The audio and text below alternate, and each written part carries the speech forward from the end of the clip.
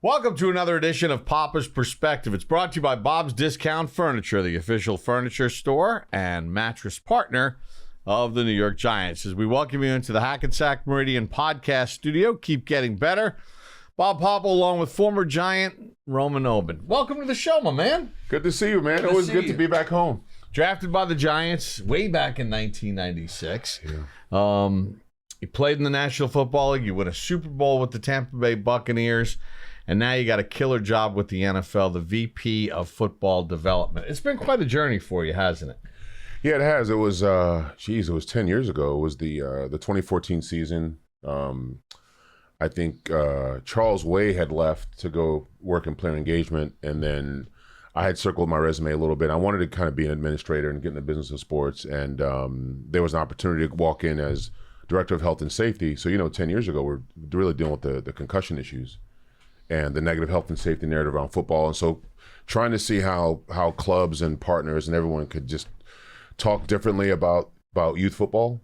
And that's kind of how I grew through the ranks. And now I'm doing with college outreach and all types of other stuff. But it's good work. It's good work. It's good to be a teammate on this side of life with people like Kevin Booth and John Runyon. You got a bunch of old linemen over there. So it's a good thing. That must mean something, right? So you come to the Giants and you took advantage of an opportunity because the Giants had an arrangement with FDU, to continue education. Who were some of the people that influenced you early to get you on a path to start preparing for life after football when you were first getting into football? I think when you look at, obviously, childhood, I was raised with a single mom and education was important. And, when I got here, I looked at Bart Oates was getting his law degree at Seton Hall. George Martin was involved, and FDU was where the Giants had training camp up until my rookie year. It was the first year in Albany. And so the guys that the Giants drafted typically were guys that could deal with the complexity of being in New York, had other interests, and that was all welcomed. So I was really, it was really fortunate that I was in an environment that was conducive to being a great football player, good organization, and then nurturing things that you wanted to do off the field. I'm from D.C., so I was only 3 hours away from home, so I wasn't ready to run to Florida or Texas or wherever when the season was over. I lived here, I stayed here, so I was more able to just be involved in community, and I was a fifth-year senior in college, and so going to grad school at FDU was just a way to continue in that college schedule where you go to class, then you work out. It's like you get bored, you can't go out every night in the city, you got to do other stuff. But no, it was great, and you never knew. I didn't know back then. And he played here for a couple years too, Ryan Keel. Me and Ryan Keel were the only two guys in a 10-year span that got our master's degrees during our career. So we were looking at as a way to keep your offseason structured, and then we had no idea that people hadn't done that in a while. So it's been a true blessing and honor to really be on that track. Let's talk about your role now as VP of Development with the National Football League, tying it into your experiences as a player, because I think it's really important that the league continues to add more and more former players within the management part of the league, because you guys actually understand the challenges that players face or dynamics that come along with just the league operating on a day-to-day basis. Yeah, I mean, when you look at just, let's say, college outreach as an example, and today's college football landscape, significant changes just in the last 4 years. Right. When you were talking about your fifth-year senior when you were a fifth-year senior, you would have been getting paid. Oh my goodness! I would have taken $500 in college. I don't know if my checking account was ever in the black in college, but yeah, if you look at that college dynamic, and there's no farm system like other sports, like baseball, and has traditional basketball, has the G League and the D League and all that. It's called the SEC. It's called the Big Ten. It's called FBS. So we've got to make sure we've got a good, positive relationship with college. We do meet on rules, engagement, injury data. What's a targeting in college is a fine in the NFL. And so how do you make sure some of these, let's say, SEC DBs aren't getting to the league and have to just play a different game than what got them there? And so the teaching and the education thing has improved. Working with the guys in the building and being a former player. I think today's player, I talked about this in an article last week, has a better identity, has a better understanding of his brand, understands the business. talks about equity and I mean, it's a different type of guy now. I mean, if an average guy is probably making $8-10 million a year, I hate to use that term. You're not average in the NFL, Right. but a non-Pro Bowl starter has a lot more financial resources than me and Amani Toomer and those guys, O'Hara, when we played back then. But it's a good thing. But you got to start that discussion in college. So if you're recruiting someone to come to Fordham, you can't say, hey, I'm just going to take care of your kid and one day you'll make it. Now it's like, okay, well, we can pay him X or we can pay him Y. And this is what I mean, that's a part of the discussion as it is. Where's the academic building? Where's the dorms? Where are the guys going to eat? I mean, it's the money discussion is a part of the recruiting discussion. So work with the American Football Coach Association, National Football Foundation on messaging and how we work together on some things. And we've worked with the Big 12 on officiating, on showcases, combine. So it's been great work. It's been great work. And I think having a football credibility that no one can take away, plus knowing the business side, I think makes you a little more dangerous when you're dealing with some of these issues. So you wore several jerseys. As I mentioned, you won a Super Bowl with the Tampa Bay Buccaneers, originally, though, drafted by the Giants. What has this organization meant to you when you think about your time here as a player? I just remember the first thing I would say is I remember when, Wellington Mara would walk around the locker room and just shake everybody's hand and wish them luck before the game. And it was my second year in the league. And he goes, good luck, Roman. And he'd never said my name before. And I was like, man, this guy knows my name. It was a preseason game against Jaguars. I think I gave up 2 sacks that game. So I avoided him the rest of my career. Hey, don't talk to me. Don't talk to me. But I think growing up in, it's funny, if I could put on a fan hat for a second, growing up in D.C., like, people only hate the Cowboys and the Eagles. No one hates the Giants.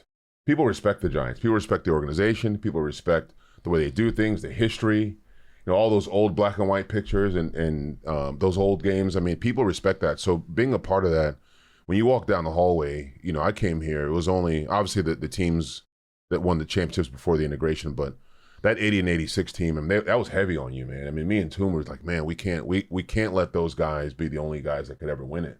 And so I never won it here, but when they won it in 07, Super Bowl 42, like, I called them. I was like, we could finally get those 80 and 86 guys off your back. Because they'd come in the building, Harry, all those guys would come in and you guys aren't going to win anything. And I was here during that transition. So 1 year, Dan Reeves, the first 3 years of Fossil. And we just never quite got there. But I was really happy when they were able to win it. And obviously they won it again 3 years later. But the organization means a lot to me. I mean, I met my wife here. Kids grew up in Northern Jersey. So, I'm a Giant for life. It's interesting being from D.C., right? But you root for, your family roots for the uniform that they root for me, but they never rooted for the Giants. Trust me. They. So what was it like for you? I want to go. I know you didn't win a Super Bowl with the Giants, but it had been a little bit of a drought with the postseason, and in 1997, you wound up clinching the NFC East by beating Washington. Yeah. In Giant Stadium. What was that like for you to win as a Giant? I mean, it was only year 2 of your career, but did you sort of get a little taste of, okay, this is what those 86, 90 guys are talking about?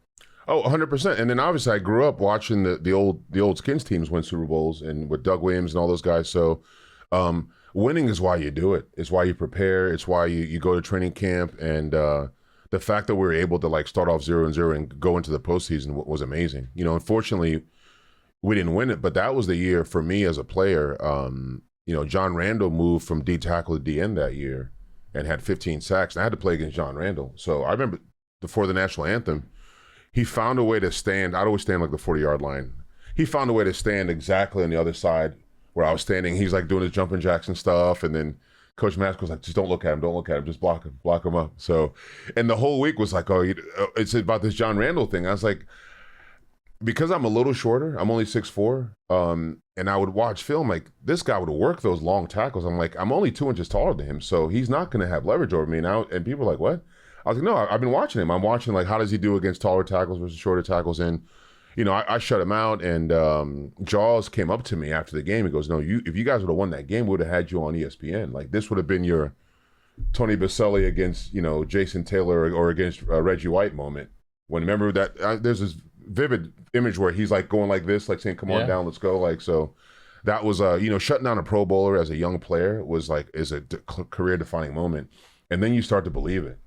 and you're no longer the third round pick. That's how the hell is this guy going to replace Jumbo Elliott? And then they cut Riesenberg. It's like this guy's a part of the future of this team. And then you had Stone and Greg on the other side. Obviously, they played together on other teams, and we didn't all get it done together like we wanted to. But when O'Hara and Snee and all those guys did it, you felt good because that's how an O-line is built. So let's now fast forward to lessons that you learned in your stops as a player. Maybe there's a coach or two that chirps in your ear sometimes as you deal with the challenges of your job as VP of football development. I think when you walk in the room, you've got to make sure that you understand where everybody's coming from. Football was the easy part. You show up Monday, new game plan. You got a big week that week. You practice all week. You either win or you lose at the end, then you do it again. And hopefully you got more wins than losses because that means there's no changes in the offseason. But when you're going in a room and you've got to lead through influence is, okay, what makes sense for Bob, for Schmelk, for everyone? And then you've got to just generate consensus. And people say it's politics, but it's just getting people to work together on something that they may not agree on, but it's about the greater goal. So that's one thing I've learned. Going to owner annual meeting and sitting in the head coaches, GM's room. I do a presentation to head coaches and GMs every year on where college football is going. How does it affect scouting, evaluating? And you've got different clubs that look at it differently. You've got the ones that have some sustainability. You've got, some that are, we don't get it right this year. We might not be here next year to talk about these new rules. Okay. And so I'm always going to every meeting with that sensitivity to how does it make sense for them, not what makes sense for me. And in doing so, I would think, as you do this preparation, just like you talked about watching film on John Randall and how he did against taller tackles, against shorter tackles, you got to do a lot of prep. You're not just walking into the meeting and chatting. There's a lot of work that comes with it that you did your entire career. Yeah, and it's the way you prepare and if you could learn a process, and I'd say it's any student athlete, even if you don't play in the league, the way you prepare and you create a process for yourself, and that's how you help, build an insurance company. That's how you help prepare for a sales meeting. That's how you help. You're preparing for everything. Sometimes you have a meeting before the meeting, like the rundown, before a show. Right. And I learned that from you guys, going through all those rundowns and stuff, and just how to prepare and just how to take everything seriously. I'm a pretty, warm-hearted guy or whatever. I'm a loose guy, but the work you got to take seriously for sure because it's important and it's impactful. Roman, we appreciate you sharing your journey with us on Papa's Perspective. Always good seeing you. My pleasure. Roman Oben, who was drafted by the New York Football Giants, now the VP of Football Development for the National Football League, on this edition of Papa's Perspective, brought to you by Bob's Discount Furniture, the official furniture store and mattress partner of the New York Giants.